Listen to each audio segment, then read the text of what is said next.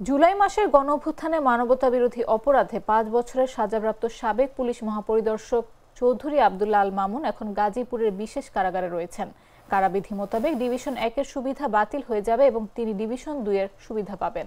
তবে তাকে এবার সাধারণ কয়েদির পোশাক পরিধান করতে হবে।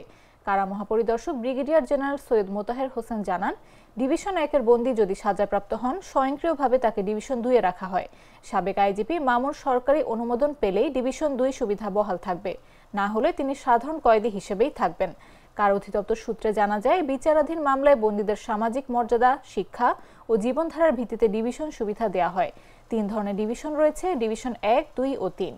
বীর উত্তম, বীর বিক্রম, স্বাধীনতা পদকপ্রাপ্ত ব্যক্তি ও প্রফেসর অব ইমিরেটসরা সাধারণত ডিভিশন 1 পান। আল মামুনের বিরুদ্ধে দেশের বিভিন্ন থানা ও আদালতে 150-র বেশি মামলা আছে।